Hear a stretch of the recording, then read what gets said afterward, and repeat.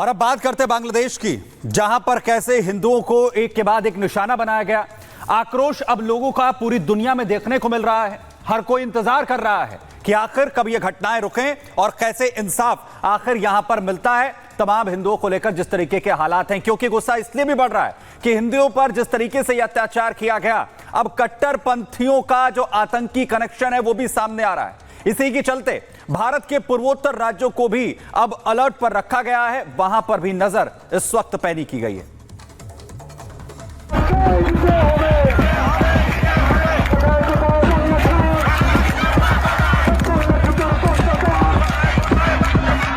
गोपालगंज, नरैल और गोबारदा ये बांग्लादेश के वो जिले हैं जहां बीते कुछ दिनों में हिंदुओं के खिलाफ हमलों को लेकर पुरजोर विरोध देखने को मिला है। जिहादियों की बर्बरता के खिलाफ हजारों हिंदू सड़क पर उतर आए और प्रदर्शनकारियों ने उपद्रवियों के खिलाफ मोर्चा खोल दिया। मीडिया रिपोर्ट्स के अनुसार बांग्लादेश में बीते कुछ दिनों में 30 से ज्यादा हिंदुओं को मौत के घाट उतार दिया गया है।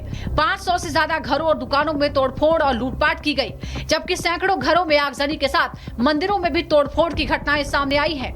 आलम यह है कि अब बांग्लादेश में मंदिरों के बाहर पहरा देना मजबूरी बन गया है। हिंदू समुदाय के लोग रात में मंदिरों की सुरक्षा में पहरा देते हुए दिखाई दे रहे हैं। एक और जहां हिंदुओं को लगातार निशाना बनाया जा रहा है, तो वहीं इतना सब होने के बाद भी बांग्लादेश नेशनल पार्टी के महासचिव मिर्जा इस्लाम आलमगीर आलम अंतरिम सरकार का बचाव करते नजर आ रहे हैं। The interim government will definitely stabilize the situation and bring peace and order, as because there was no government for some time, for a few days, and the law and order situations will be better. वहीं अब बांग्लादेश के कट्टरपंथियों का आतंकी connection भी सामने आने लगा है। सूत्रों की माने तो भारत के पूर्वोत्तर राज्यों में आतंकी हमलों को अंजाम देने के लिए लश्कर-ए-तैयबा ने बांग्लादेश के अंसारुल बांग्ला टीम से हाथ मिला लिया है। इसके साथ ही बांग्लादेश की शेख हसीना सरकार को हटाने में पाकिस्तान की खुफिया एजेंसी ISI की भूमिका भी सामने आने की खबर है। बांग्लादेशी कट्टरपंथियों के साथ लश्कर के तार जुड़ने के बाद भारत के उत्तर पूर्वी राज्य भी अलर्ट पर हैं। सोमवार को मेघालय के मुख्यमंत्री और उप मुख्यमंत्री ने गृह मंत्री अमित शाह के साथ एक समीक्षा बैठक की। We have briefed the Honorable Home Minister that there was good work that is going on by the BSF and the Army, and very strict monitoring is being done currently by these two forces, and at the same time the Meghalaya police also is on high alert. We also informed him that we have put night curfew all along the international border to further strengthen the overall security scenario in the border zone. Bangladesh में हिंदुओं पर हमलों के खिलाफ भारत में जोरदार विरोध देखने को मिल रहा है। उत्तर प्रदेश से राजस्थान और महाराष्ट्र से लेकर तेलंगाना तक हिंदुओं की हत्याओं पर लगाम लगाने की मांग को लेकर प्रदर्शन हो रहे हैं। देश के साथ विदेशों में भी इसका असर देखने को मिल रहा है। बांग्लादेश में अल्पसंख्यकों पर अत्याचार के विरोध की गूंज 7 समंदर पार अमेरिका और कनाडा में भी सुनाई दी, जहां हजारों लोगों ने सड़क पर उतरकर विरोध जताया।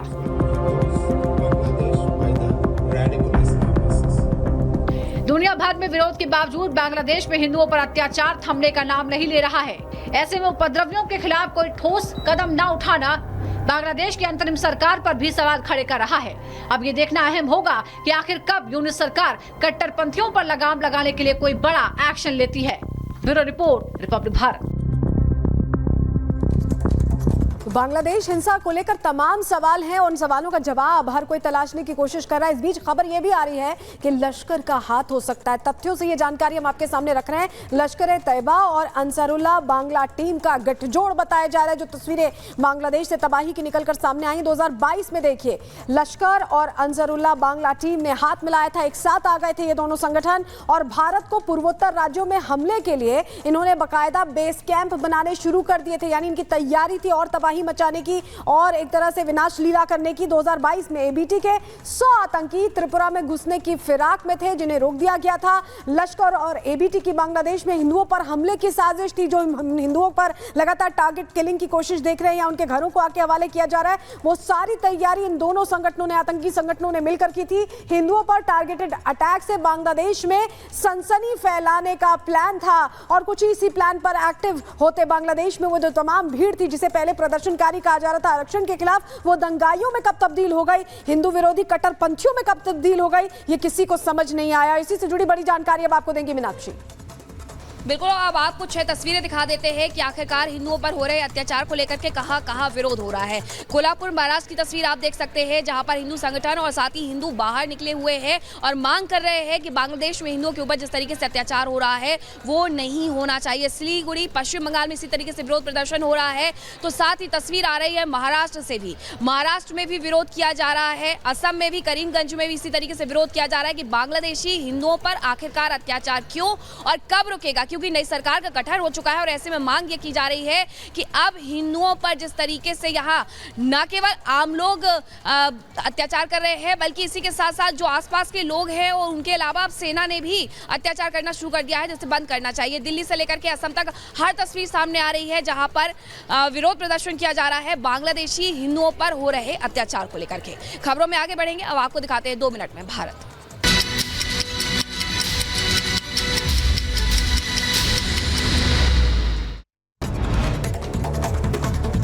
कोलकाता में डॉक्टर की हत्या को लेकर आज भी देश भर में डॉक्टर्स का प्रदर्शन। डॉक्टरों के प्रदर्शन से स्वास्थ्य सेवाएं ठप हुई। कोलकाता मामले पर दिल्ली एम्स के डॉक्टर्स में भी गुस्सा, तो वही विरोध प्रदर्शन के चलते स्वास्थ्य सेवाएं बंद। उत्तर प्रदेश के मुजफ्फरनगर में नेशनल हाईवे 58 पर हादसा, ओवरलोडेड ट्रक ने बाइक को कुचला, हादसे में 2 लोगों की मौत। रायबरेली में युवक की हत्या मामले में 6 आरोपी गिरफ्तार, तो 2 दिन पहले गोली मारकर की गई थी हत्या। उत्तर प्रदेश के रायबरेली में दबंगों ने धारदार हथियार से महिला पर जानलेवा हमला कर दिया। महिला की हालत गंभीर बताई जा रही है। नमस्कार, बहुत स्वागत है आपका। आप देख रहे हैं रिपब्लिक भारत, आपके साथ मैं हूं सलोनी श्रीवास्तव। मेरे सहयोगी सुमित और मीनाक्षी भी इस बुलेटिन में आपको अहम जानकारी देंगे, लेकिन शुरुआत इस वक्त की बड़ी और अहम खबर से कर रहे हैं, जो उत्तर प्रदेश से निकलकर सामने आ रही है। नवाब सिंह को लेकर सपा बेनकाब हो गई है। जी हाँ, समाजवादी पार्टी की तरफ से दावा दरअसल किया गया था कि नवाब सिंह समाजवादी पार्टी में नहीं है, लेकिन अब एक सपा नेता ने ही ये मान लिया है कि वो लगातार समाजवादी पार्टी का ही हिस्सा थे और अभी भी समाजवादी पार्टी से जुड़े हुए हैं। कन्नौज के सपा नेता की तरफ से दावा किया गया है कि सपा में ही है नवाब सिंह, हमेशा से नवाब सिंह यादव सपा में रहे। दिगंबर यादव का यह दावा है। एसपी एमएलए रविदास मेहरोत्रा ने इससे पहले यह दावा किया था कि समाजवादी पार्टी से बाहर हैं नवाब सिंह।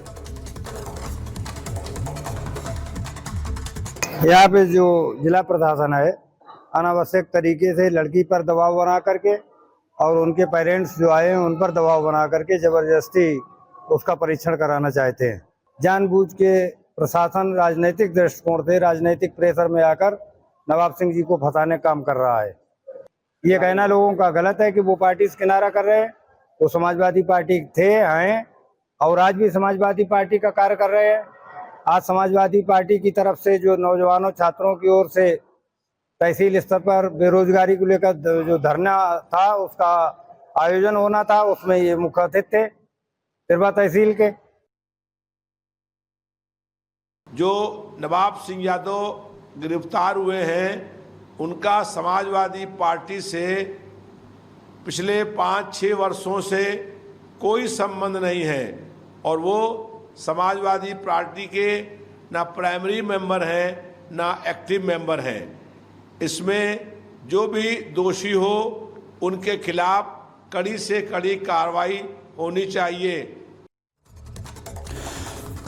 तो रविदास मेहरोत्रा कह रहे हैं कि समाजवादी पार्टी से बाहर है नवाब सिंह, और वहीं दूसरी तरफ कन्नौज के जो सपा नेता है वो दावा कर रहे हैं कि नवाब सिंह पहले भी पार्टी में ही था, अब भी है और पार्टी का ही काम यहां पर कर रहा है। लेकिन तस्वीरें एक के बाद एक सामने आई है, क्योंकि लंबे वक्त तक नवाब सिंह जुड़ा रहा है समाजवादी पार्टी को लेकर, लेकिन कहीं ना कहीं जो खुलासा है समाजवादी पार्टी का हिस्सा नवाब सिंह है, ये खुद अब उसी के नेता मानते हुए नजर आ रहे हैं। क्योंकि नवाब सिंह पर जिस तरीके से गंभीर आरोप यहां पर नाबालिग के साथ जो है यौन शोषण करने के यहां पर लगे, जिसमें कोशिश यहां पर किए गए, वहीं इस पे लेकर पुलिस ने गिरफ्तार किया। और अब सवाल खड़े हो रहे हैं कि क्या समाजवादी पार्टी इस पर अखिलेश यादव जवाब देंगे, क्योंकि अब यह कहीं ना कहीं साबित करने की कोशिश हो रही है सलोनी कि नवाब सिंह अब पार्टी का हिस्सा नहीं है, लेकिन खुद उसी के जो नेता हैं वो स्वीकार कर रहे हैं कि वो अभी भी पार्टी के लिए काम करता है।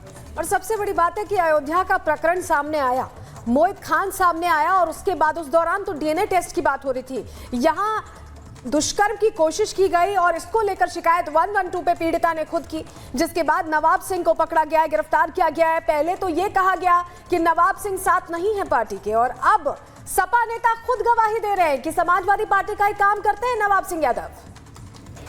तो नवाब सिंह को लेकर के एक तरफ जहां समाजवादी के कुछ नेता वो ये कह रहे हैं कि वो तो 6 साल पहले ही निकाल दिए गए थे, तो कोई नेता ये कह रहा है कि वो अभी भी पार्टी में है। पार्टी में भले ही असमंजस की स्थिति हो, लेकिन मुख्यमंत्री योगी आदित्यनाथ ने मानसून सत्र के दौरान ही कह दिया था कि अगर कोई भी अपराध उत्तर प्रदेश में होता है तो उसमें समाजवादी पार्टी का नेता शामिल होता ही होता है। देखिए,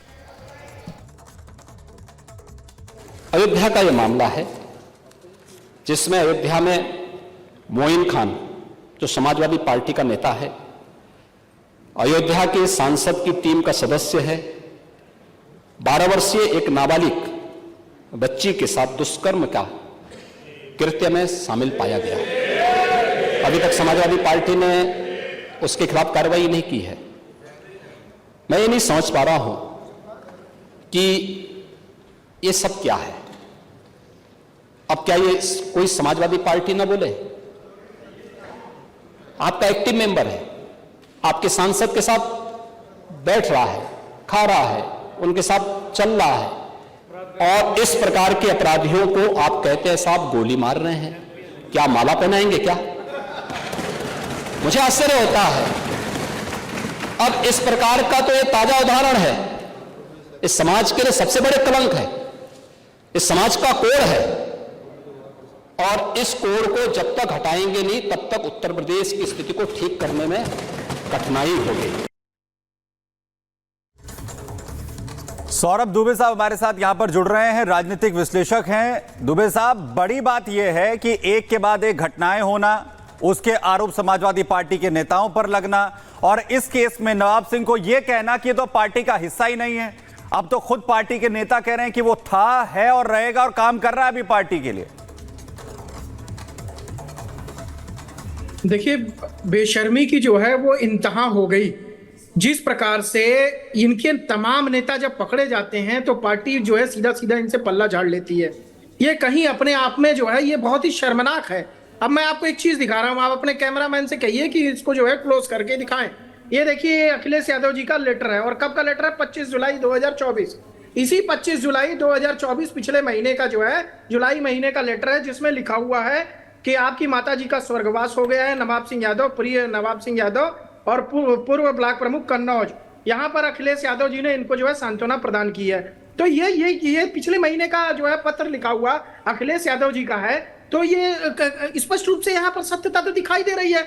मतलब इस तरह का झूठ का जाल फैलाना कि पहले तो या तो समाजवादी पार्टी एक काम करती कि भैया उसको मान लेती कि हाँ उसने अपराध किया, हम उसको पार्टी से निकाल रहे हैं, तो भी एक बात समझ में आती। जब भी कोई इस तरह के कुकृत्य में पकड़ा जाता है, इस तरह का अपराधी पकड़ा जाता है, तो उसके बाद जो है बेशर्मी के साथ इनके नेता आते हैं। रविदास मेहरोत्रा जो है वो आते ही पहले जो है उन्होंने बयान दे दिया कि हमारी पार्टी में नहीं है, हमारी पार्टी से इसको पहले ही निकाल दिया गया था। तो ये लेटर कब का है भैया? ये अखिलेश यादव जी का पिछले महीने का लेटर है। ये 25 जुलाई 2024 बकायदे डेट के साथ मैं बता रहा हूं। तो ये पुख्ता सबूत है, ये पुख्ता सबूत के साथ दे रहा हूं। अब इस सबूत के बाद जो है इन लोगों का झूठ जो है वो उजागर होता है कि राष्ट्रीय चैनलों पे आके मीडिया के सामने किस प्रकार से ये झूठ का जाल फैला रहे हैं। भैया, अगर आपके नेता से गलती हुई, लगातार गलतियां तो हो रही हैं, और ऐसी गलतियां जिसको कभी माफ नहीं किया जा सकता।